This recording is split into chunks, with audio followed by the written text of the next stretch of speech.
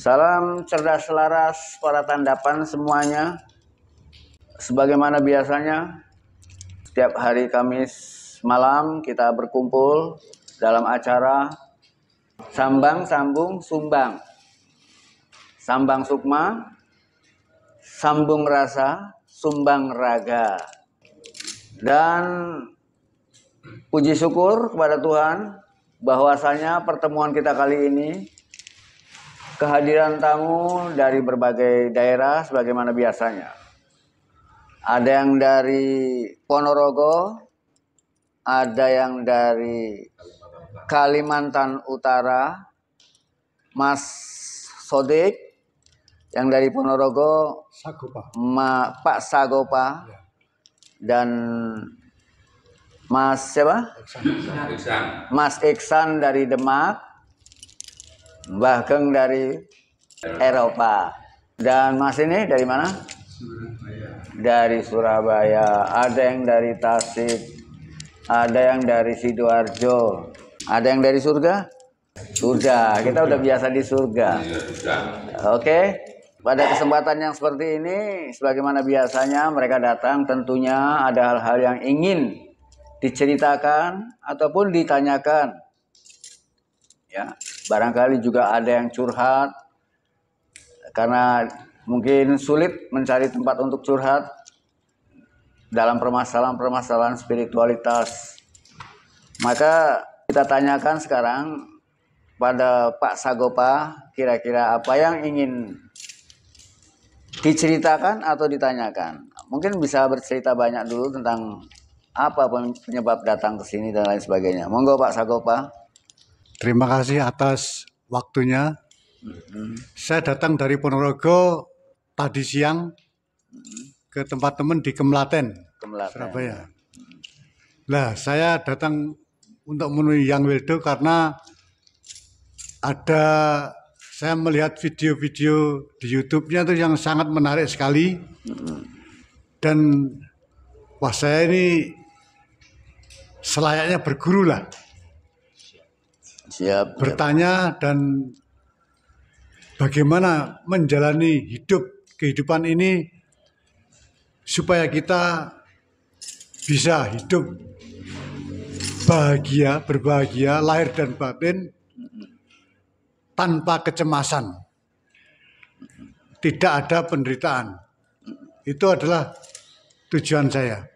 Bagaimana caranya, kira-kira kalau saya amati, saya dengarkan itu, mungkin Yang Wildo bisa menuntun kami atau membimbing kami supaya bisa hidup bahagia, damai bahagia, lahir batin. Itu kira-kira. Gitu. Mungkin bisa bercerita sedikit tentang apa yang sampean ceritakan tadi. Nah, saya sebelumnya ya banyak melihat atau menonton video di YouTube di ajaran agama Buddha. Nah, di situ dikatakan bahwa segala macam penderitaan yang kita alami dalam kehidupan saat ini itu bukan berasal dari luar diri. Jadi bukan dari dalam diri, bukan dari dalam diri, tapi bukan dari luar diri kita, bukan dari luar badan kita, tapi adalah dari dalam diri kita sendiri. Penderitaan dan juga kebahagiaan itu datangnya bukan dari luar diri, tapi dari dalam diri kita sendiri. Nah, untuk menyadarinya, supaya kita bisa bahagia dan tidak menderita, yang katanya tidak datang dari luar diri itu, bagaimana caranya? Itulah yang ingin saya tanyakan. Kalau dari dalam diri, berarti bahagia itu tidak perlu dari luar diri kan? Berarti kita sudah mempunyainya. Wong katanya dari dalam diri. Nah, terus katanya penderitaan juga dari dalam diri. Berarti kita bisa mencegahnya supaya kita terhindar dari penderitaan. Oke. Begitulah kira-kira yang itu. Oke, sekarang yang mungkin yang ingin tanyakan, jika semua yang datang dari dalam diri itu bisa berupa penderitaan dan kebahagiaan. Yang tanyakan, diri yang mana yang melahirkan penderitaan dan kebahagiaan tadi? Ya, maksudnya diri kita. Iya, diri yang mana? Nah, kalau di spesifik lagi, itu katanya dan saya juga percaya, Ya, itu dari pikiran kita. oke. Jadi pikiran kita itulah yang membuat diri kita ini bisa bahagia maupun sebaliknya penderitaan. Apakah pikiran itu bagian dari diri kita? Atau Nah, pikiran itu diri kita? pikiran itu bukan diri kita memang. Heeh. Jadi pikiran itu adalah batin dari diri kita, bukan jasmaninya, tapi batin kita.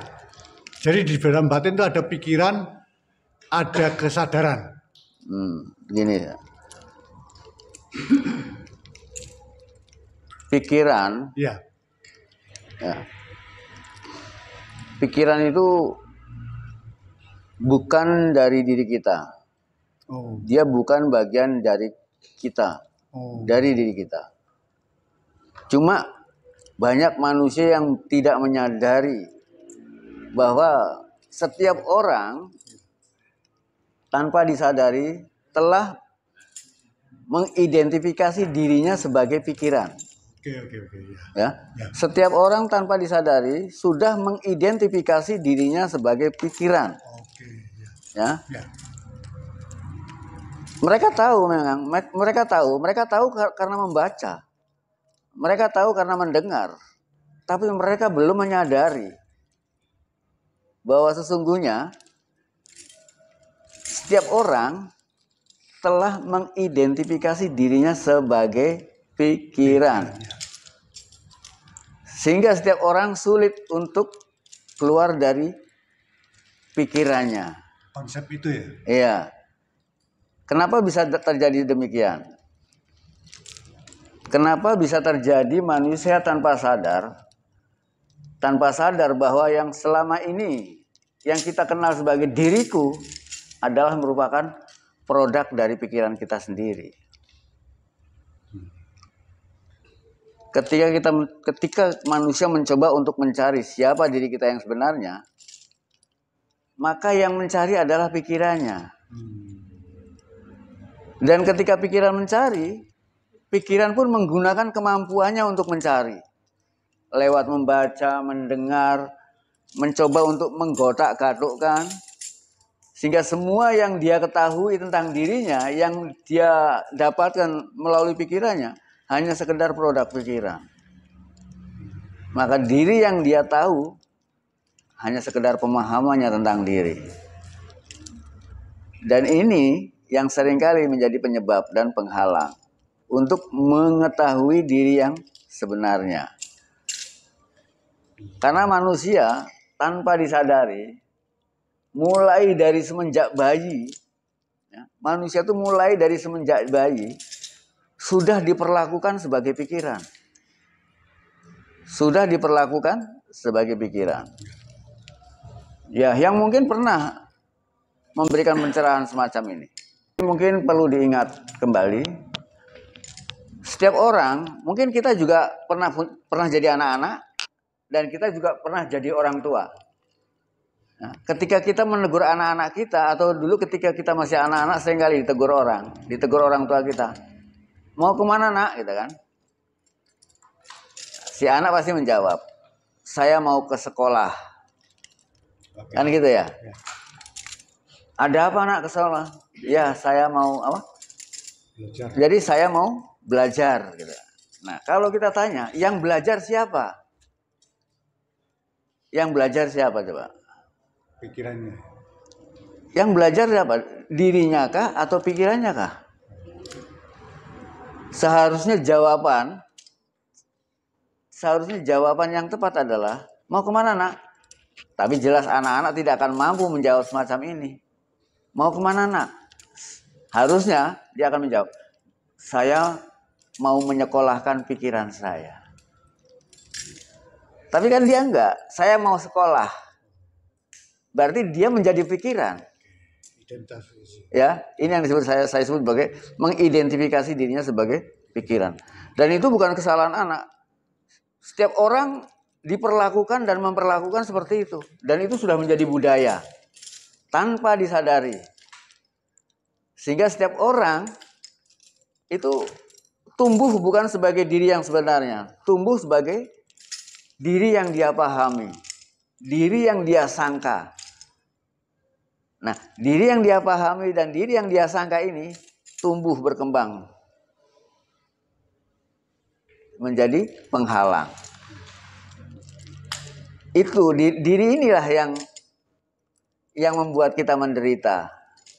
Karena diri ini produk dari pikiran. Nah, seperti yang sampean bilang tadi,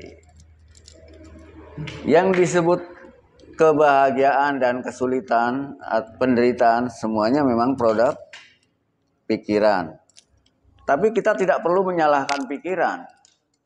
Karena sudah menjadi watak pikiran, di dalam memahami keadaan, pikiran selalu membutuhkan perbandingan. Pikiran tidak mampu memahami kebenaran tanpa ketidakbenaran.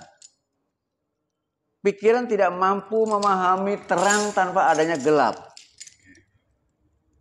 Nah, jadi munculnya terang dan gelap, penderitaan dan kebahagiaan,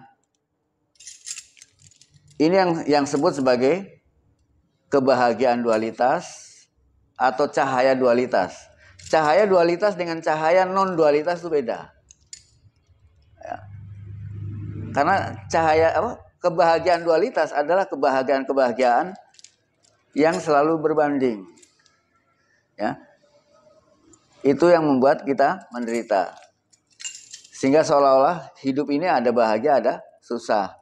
Ada baik, ada buruk. Itu yang melahirkan adalah pikiran kita sendiri. Munculnya kebahagiaan dan keburukan itu dikarenakan adanya perbandingan dan kepentingan. Otomatis caranya kita untuk melepaskan diri dari kebahagiaan yang sementara, ya, kebahagiaan dualitas itu sementara. Dia selalu berganti. Bahagia, susah, bahagia, susah. Nah, kebahagiaan yang sementara ini kan membuat kita menderita. Kita dapat bahagia, tapi sudah takut kehilangan kebahagiaan. Kita bahagia, tapi pada saat yang sama kita ketakutan untuk hilangnya kebahagiaan yang sedang kita nikmati. Jadi kebahagiaan dan ketakutan hidup bersama. Dan itulah pikiran.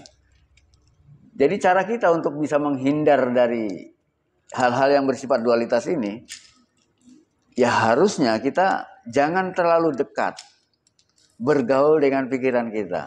Belajarlah menjauh dari aktivitas pikiran. Pakailah pikiran pada saat kita butuhkan. Kebutuhan pikiran hanya untuk menganalisa sesuatu. Hanya untuk menganalisa sesuatu. Dan itu pun juga untuk kepentingan pikiran itu sendiri. Bukan untuk kepentingan kita. Jadi apa yang dilakukan oleh pikiran memang untuk kepentingan pikiran itu sendiri. Adalah kesalahan buat kita kalau kita menikmati apa yang dihasilkan oleh pikiran. Itu kesalahan kita. Jadi biarkan pikiran bekerja untuk kepentingannya sendiri. Dan kita nggak perlu ikut menikmati apa yang dihasilkan oleh kerja pikiran kita. Gitu. Contoh kasusnya, contoh kasus untuk bisa meninggalkan itu. Caranya dengan cara melakukan meditasi paling tidak. Enggak, misalnya seperti apa gitu. Ada contoh kasusnya enggak? Yang tidak menggunakan pikiran tapi menggunakan kesadaran atau apalah supaya bisa keluar dari ya, contohnya ketika sampean sekarang sedang berbicara dengan Hyang, sampean betul-betul fokus pada apa yang sedang Hyang bicarakan. Ya, menyadari. Iya, sampean hadir dalam kesekarangan. Pada saat sampean hadir, pikiran sampean sama sekali diam. Dia ikut mendengarkan. Ya. Tapi manakala sampean pikirannya mungkin berpikir tentang rumah sampean, padahal sampean ada di sini. Apapun yang katakan tidak akan sampean dengar. Ya. Oke, ya. Tidak akan dengar. Tapi kalau sampean mampu mendengar, mampu berdialog dengan baik, tandanya pikiran itu diam. Pikiran hanya sebagai saksi. Dia tidak ikut campur dalam apa yang kita lakukan. Oleh karena itu biasakan untuk mengajak pikiran ke dalam kekinian. Ajak pikiran atau giring pikiran untuk masuk pada kenyataan. Dan kenyataan itu hanya di sini dan sekarang. Bagus. Ya. Oke. Ya. Barangkali ada pertanyaan lagi? Yang lain? Monggo. Biar tidak ada jeda.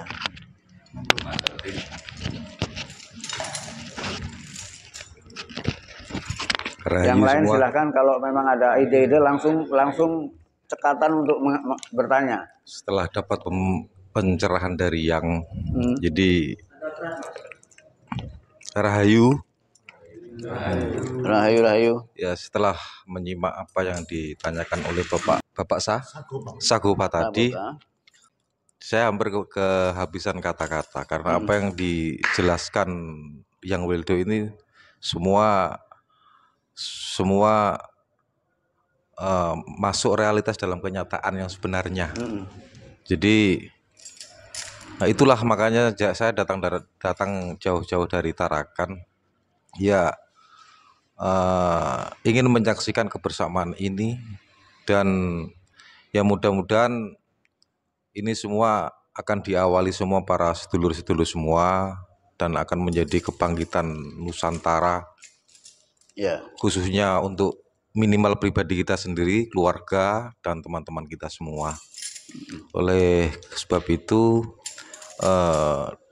saya sangat mendukung dan saya sangat antusias untuk para teman-teman semuanya. Mudah-mudahan ini bisa menjadi guru atau bisa menjadi petunjuk bagi teman-teman Tandafa yang lain-lain untuk bisa datang ke sini. Mungkin itu yang bisa ada pertanyaan? Saya hampir tidak ada pertanyaan karena semua penjelasan yang Wildo itu menurut saya sudah sangat realitas dan sangat masuk akal yang diterapkan dalam kehidupan sehari-hari ini, dan itu pun sangat nasionalis, tidak hanya berfokus pada satu agama saja. Artinya ditinjau dari sisi agama manapun masuk akal semuanya. Ya. Mungkin itu yang selanjutnya, mohon restu. Selalu yang restu. Rahayu. Tadi saya sudah tanyakan tadi ya, yang. Monggo silakan. Kemarin saya pada kumpul-kumpul sama teman. Ya. Teman saya yang satunya itu bilang gini, kalau setrum listrik gak bisa dilihat, tapi pasti ada setrumnya. Itu kan bisa dibayangkan pasti ada setrumnya. Ada setrumnya. Nah, saya ditanya lagi, kalau makanan yang ada di piring itu dibayangkan bisa ngenyangkan perut apa enggak? Gitu yang pertanyaannya. Ya, saya nggak bisa jawab. Sekarang yang jawab sekarang ngapunten ya. Rahayu. Kalau pertanyaannya demikian, itu kan bertanya tentang dua hal yang berhubungan. Tentang alat yang dipakai dan subjek yang memakai. Ya, di sana ada subjek dan objek. Subjek yang menggunakan alat, ya. Subjek yang menggunakan alat dan alat yang dijadikan objek. Ya, bagaimana hubungan subjek dan objek ini juga yang menentukan hasil atau tidak, gitu kan? Katakanlah objek atau alat, katakanlah alat itu senjata atau apapun juga. Dengan alat yang sama, 10 orang menggunakan alat yang sama, hasilnya pasti berbeda. Apa yang membuat berbeda kira-kira? Padahal alatnya sama. Yang membuat berbeda adalah kualitas kecerdasan kita. Kemampuan kita memahami alat yang kita gunakan dan kemampuan kita mengenali kecerdasan kita sendiri itu sangat menentukan hasilnya. Gitu. Dan kita sulit membuktikannya. Karena setiap orang harus mampu membuktikannya sendiri. Bagaimana dia bisa membuktikannya sendiri kalau dia belum mengenal kualitas kecerdasannya dan karakter alat yang dipakai. Jadi untuk hal yang semacam ini dibutuhkan ilmu pengetahuan dan teknologi. Begitu Mas Rudran. Kira-kira ada pertanyaan selanjutnya? Sudah.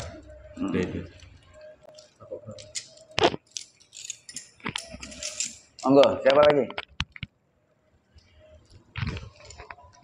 Ayo Mas, tanya. Monggo. Silakan. Rahayu Sadaya. Rahayu. Sebelumnya perkenalkan saya Ihsan dari Demak, Semarang, Jawa Tengah.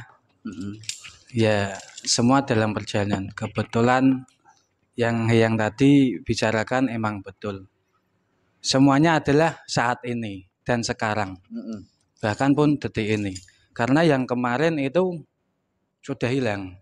Sudah hilang bukan berarti istilahnya sudah gak ada lah, kita nggak usah pikirin lagi, dan di depan atau nanti pun kita nggak usah dipikirkan lagi.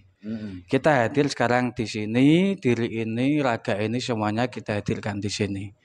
Tapi yang nyuwun sewu, tidak lepas kemungkinan hukum alam ini adalah tabur tuai. Ketika kita menabur, pasti akan menuai.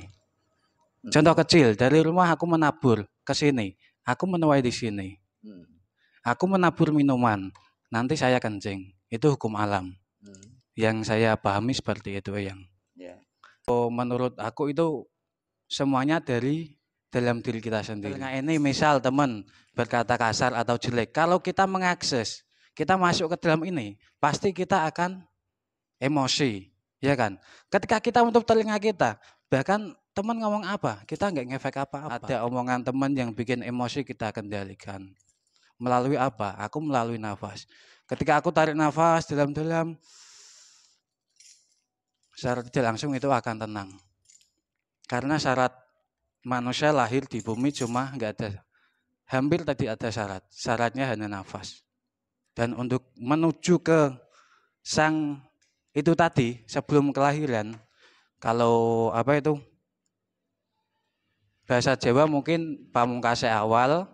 Kalau dalam Asmaul Husna itu wal awalu wal akhiru. Tidak sebelum adanya awal dan tidak ada akhir. Begitu ada awal pasti akan ada akhir. Saya ke sini sambang dengan teman-teman sedulur-sedulur. Sambung, kita bisa menyambung silaturahim, menyambung rasa, sumbang kebahagiaan. Karena apa? Bahagia dan membahagiakan. Terima kasih. Salam rahayu buat semuanya. Salam rahayu semuanya. Rahayu. Yang ada yang saya tanyakan, Ya, yang mau tanyakan, kenapa manusia diciptakan sempurna? Kenapa? Manusia diciptakan dan dibilang sempurna. Kemudian? Itu ada yang. Apa yang ditanyakan? Kenapa? Kenapa kok bukan malaikat yang dikatakan sempurna? Kok manusia yang dikatakan sempurna? Manusia dikatakan sempurna, ya, karena manusia merupakan hasil proses yang paling puncak dari seluruh perjalanan ruh.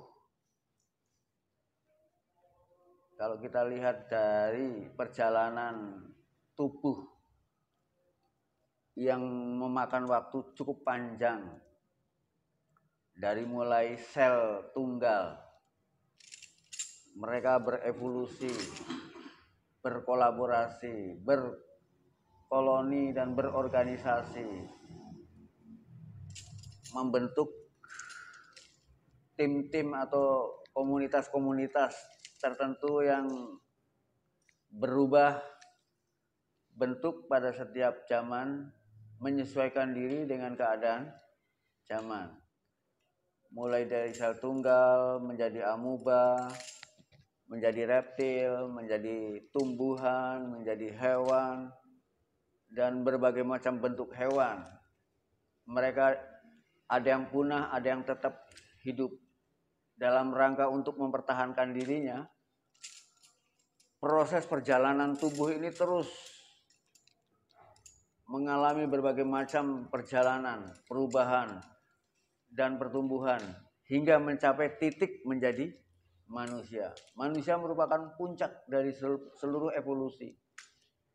Nah, ketika kita sudah menjadi manusia, kita tidak lagi mengalami evolusi secara fisik.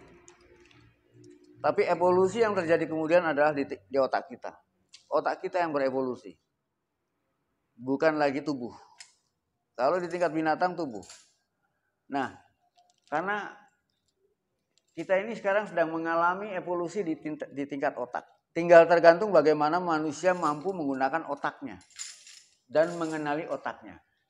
Otak ini sangat kecil, tapi rumit. Banyak bagian-bagian kecil, komponen-komponen kecil yang kadang-kadang tidak dikenali oleh semua orang. Dan di situ, komponen-komponen tadi, apabila kita gunakan, maka dia akan membesar. Dan yang tidak digunakan akan menyusut. Otomatis kehilangan fungsinya. Sehingga dari ini akan lahirlah berbagai macam manusia dengan pola pikir yang berbeda-beda. Dengan karakter yang beda-beda, semua bawaan dari cara dia menggunakan pikirannya. Dan oleh karena itu banyak manusia pada akhirnya terjebak oleh otaknya. Otak ini sangat cerdas. Dia mampu menampung segala data. Kemudian merangkainya, memadukannya menjadi informasi. Kemudian informasi dia olah menjadi pengetahuan. Dan dari sana manusia tumbuh. Manusia tumbuh, ya, kita ini tumbuh ditentukan oleh lingkungan. Lingkunganlah yang membuat kita berbeda. Jadi lingkungan itu sangat menentukan pertumbuhan kita. Sampai hidup di desa, nyaman, tenang, tidak ada masalah apa-apa. Mungkin tidak ada pertumbuhan apa-apa, tidak ada perubahan apa-apa. Tiap hari hanya makan, minum, berak, beranak, tidak ada tantangan apa-apa. Sampai mati pun mungkin seperti itu. Tapi manakala sampean pindah ke kota, berlomba dengan yang lainnya untuk mencari rezeki, bersaing satu sama lain. Ada pertumbuhan, ada pergerakan, ada permainan. Masing-masing tumbuh sebagai dirinya. Tapi dalam bimbingan pikirannya. Dan manusia punya potensi untuk menjadi sempurna. Ya, punya potensi untuk menjadi sempurna, tapi belum bisa disebut sempurna. Hanya manusia itu punya potensi untuk menjadi sempurna. Karena di dalam diri manusia itu hampir semua komponen kita punya. Malaikat hanya punya satu, jin hanya punya satu, Tuhan punya satu, manusia punya semuanya. Kalau Tuhan itu ada di alam hahut atau lahut, manusia itu mampu memasuki seluruh alam. Sekalipun begitu, Tuhan juga mampu memasuki seluruh alam. Karena pada hakikatnya Tuhanlah yang terlibat. Hanya kesadaran kita akan Tuhan belum mencapai titik itu. Tapi yang jelas, manusia dikatakan sempurna karena manusia adalah tujuan daripada Tuhan menciptakan semuanya.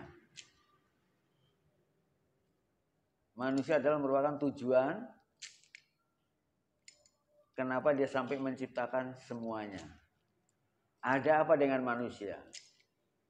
Dan apa kehendak Tuhan terhadap kita sehingga kita diciptakan melalui perjalanan yang begitu panjang. Itu PR bagi kita semua. Apa yang Tuhan inginkan terhadap keberadaan kita dengan seluruh perjalanan yang ada ini? Apa coba?